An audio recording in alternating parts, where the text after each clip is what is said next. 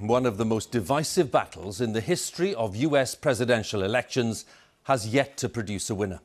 The results from several states are still too close to call, so American voters don't know whether it will be Donald Trump or Joe Biden occupying the White House for the next 4 years.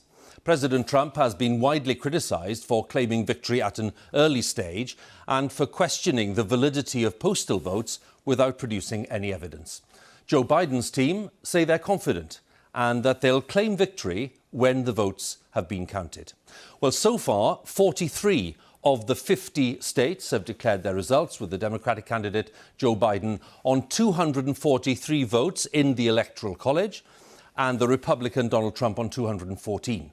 The number needed to win overall and to occupy the White House is 270. So we'll have the story of a dramatic and rather volatile 24 hours. We'll be looking at the results to come, and we'll be asking what this election says about the state of US democracy. We're going to start in Washington with our North America editor, John Sopel. Hugh, thank you. Yes, the Democratic Party was hoping to win so decisively last night that it would prove that Donald Trump's victory in 2016 was an aberration, a foolish holiday romance with the American people that had come to an end. That didn't happen.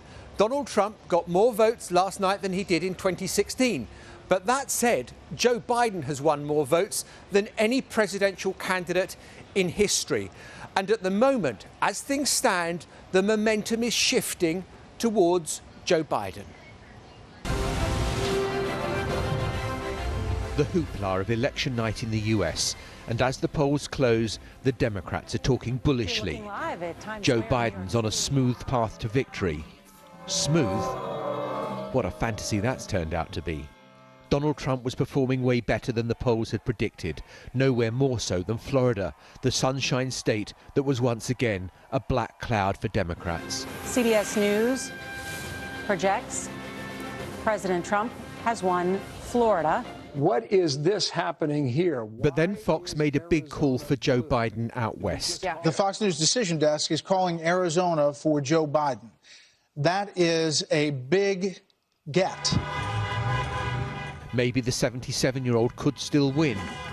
It was clear he thought so, and at just after midnight, he came out and told his supporters this. I'm here to tell you tonight, we believe we're on track to win this election.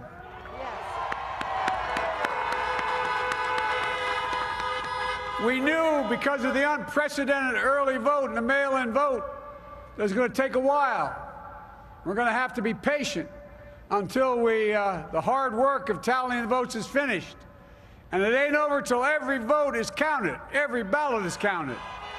That brought an immediate and furious response from the president, tweeting that the Democrats were trying to steal the election. And then at just before 2:30 this morning, a night that had been simmering exploded. Donald Trump entering the East Room of the White House to make this statement. This is a fraud on the American public. This is an embarrassment to our country. We were getting ready to win this election. Frankly, we did win this election. There's no evidence of fraud at all, and the votes that remain to be counted were cast on or before polling day. And the president ratcheted up the tension still further, saying he wanted the Supreme Court, which now has a decisive Conservative majority, to order a halt to counting. For the good of this nation, this is a very big moment. This is a major fraud in our nation. We want the law to be used in a proper manner. So we'll be going to the U.S. Supreme Court. We want all voting to stop. We don't want them to find any ballots at 4 o'clock in the morning and add them to the list, okay?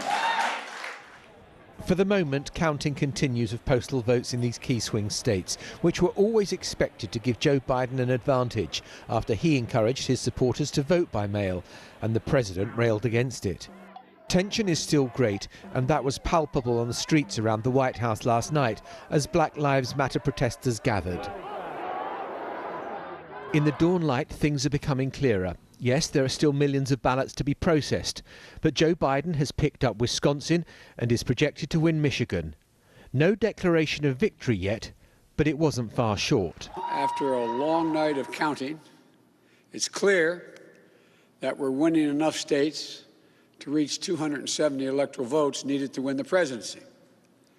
I'm not here to declare that we've won, but I am here to report that when the count is finished, we believe we will be the winners. There is, though, still a fragile unease, with shops and offices boarded up. This could still get bumpy, and Americans will need to show patience, trust and fortitude, all commodities in desperate short supply. It's been a day of really sharp fluctuations, and as the evening comes, so Joe Biden is looking good. With that declaration, those declarations of Wisconsin and Michigan, he is within touching distance of those 270 electoral college votes. He is ahead in Nevada, he is ahead in Arizona. They should declare tomorrow. If that doesn't change, then Joe Biden will cross the threshold of 270 votes and will claim the presidency. Hugh. John, many thanks for now. We'll talk again later about some other aspects of the night, but thanks very much for now. John Sopel there for us in Washington. And as we saw in John's report within the past hour, Joe Biden has emerged to deliver his message to the American people, saying he's confident of victory, but not yet formally declaring that he's won. He said people should be patient until every vote had been counted. And as we said, several battleground states have yet to declare. So let's join our North America correspondent Nick Bryant at the Biden campaign headquarters in Wilmington, Delaware. And Nick, what did you make of the tone and the content of Mr. Biden's address a short while ago? It was a conventionally presidential-style speech from a man who now believes he is going to be the next president. The tone so starkly different from Donald Trump's comments at the White House last night, and that was precisely the point. It's been the point of Joe Biden's candidacy throughout this, to present himself as the anti-Trump. Now, he's set out his case. He's won more votes nationally than Donald Trump. That's true, but it's irrelevant in the U.S. electoral system. He's won more votes than any presidential candidate in U.S. history. That is true as well, but again, irrelevant. But crucially, he believes now that he has the votes where it matters.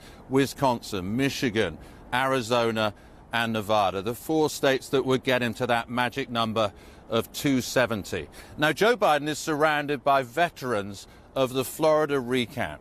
And one of the reasons they believe that George W. Bush ended up as the president in 2000 was because he created the narrative early on that he was the true winner, that he was the true president-elect, and that Al Gore did not come up with a counter-narrative that was persuasive enough. They are determined not to let that happen now. This speech was part of that, part of their post-election campaign. Nick, many thanks. Again, Nick Bryant there at the Biden headquarters in Wilmington.